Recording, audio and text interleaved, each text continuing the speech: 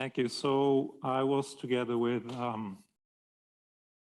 Johnny, Abdu, Andreas, and Andrea. Maybe if I forget someone, please remind me.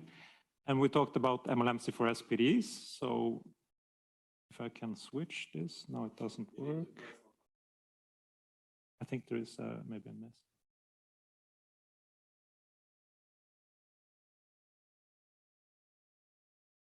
They want me to sign in here, so I don't know what this is.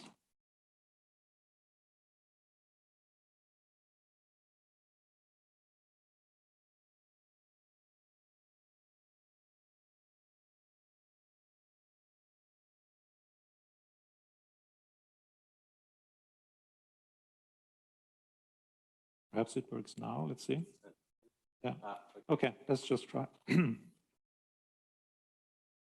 So we discussed the following topics. A little bit on the assumptions on convergence rates for parabolic SPDEs. And I don't think we really talked so much about finite elements, but that was something we maybe planned to do.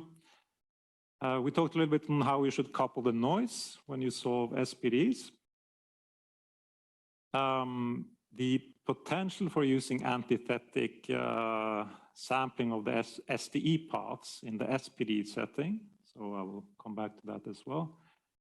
And then at the end also, is it possible to do multi-index Monte Carlo for stochastic PDs?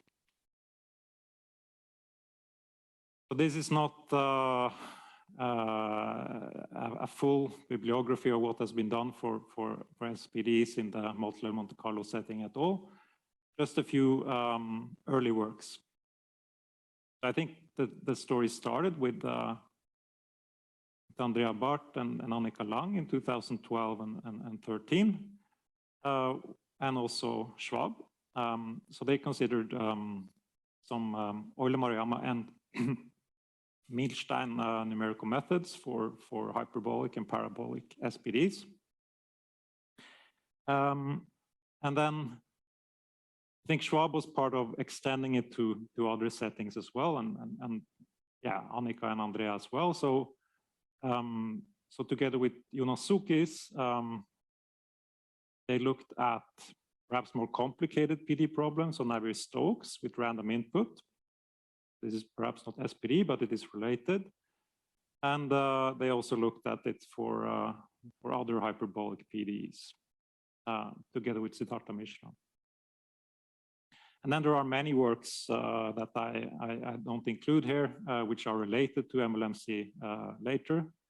But perhaps a bit interesting for our discussion, there has also been some works on multi-index Monte Carlo. So these works I mentioned here by Reisinger and Wang. So this is for the Sakai equation. There is a difference there to the sort of the classic SPD setting in the sense that for the Sakai equation, he considers not a space-time noise. So it's not colored noise, it's a noise in time. So it's a finite dimensional noise. Okay. So a little bit about the problem setting. So here we have a parabolic SPD, and it's you could perhaps think of it as an infinite dimensional extension of just stochastic differential equations. And if you want to do that, and think of it in terms of an equation only in time here, so not in space. But I want to include the spatial component because I want to connect the Hilbert space that my solutions take values in to the spatial component. So I assume here that, well, this is the drift part and this is the diffusion part. So now I'm allowing for multiplicative noise. I assume that my initial condition has sufficient regularity, and my H here is just the Hilbert space L2 over the physical domain, the physical space domain. So what we seek are solutions. So we seek some sort of a stochastic process, which is H valued and adapted. So I will come back to, we actually seek mild solutions. I will come back to that in a minute. So what are the constraints on the operators here? Well, A is a linear operator, and we assume also that it's negative definite. So minus A is positive definite, and the eigenvalues are bounded from below. I assume that I can spectrally decompose it, and that the eigenbasis is complete and orthonormal in H. And my noise there is a colored noise. And I assume that I also can spectrally decompose the covariance operator associated to my noise, so the Q linear process here. So this is my representation of the noise, and here I also sort of want to explain it in terms of the spatial component X. So these first factors here, they are the eigenvalues, the square root of the eigenvalues of my covariance operator. So this operator is I assume that it's positive definite, symmetric, and of trace class, so a linear operator on H. I also assume that it has a complete and orthonormal basis, and this basis then enters in the representation of my colored noise here. This last part here, they are just scalar Wiener processes, which I have here. So it's an infinite sum of scalar Wiener processes. And since it's trace class, there is a decay rate in these eigenvalues. So the later components matter less and less, if you want, in the noise. Then for the regularity assumptions on the, well, let's call it the reaction term and the diffusion coefficient. We assume that they are both uniformly Frechet differentiable. And maybe something to think about in terms of the G here. Well, the G, sort of the way it acts is that it maps the colored noise into the H space. And therefore, it makes sense to say that it's a mapping from H into the linear mappings from the Hilbert space that my colored noise lives in into the space H. So it's bounded in Hilbert-Schmidt. I also need some additional assumptions on the regularity on these two. So they also have to be uniformly bounded in a stronger norm than H. I'm not going to details. Okay, so under these assumptions, the problem is well posed in terms of a mild solution. So the mild solution is defined here. So my mild solution should satisfy this equation for all times in probability 1, so almost surely. So this should hold. There are adapted continuous paths which satisfy this with probability 1. What about numerical approximations? So let's say now that my physical space is in dimension 1. Then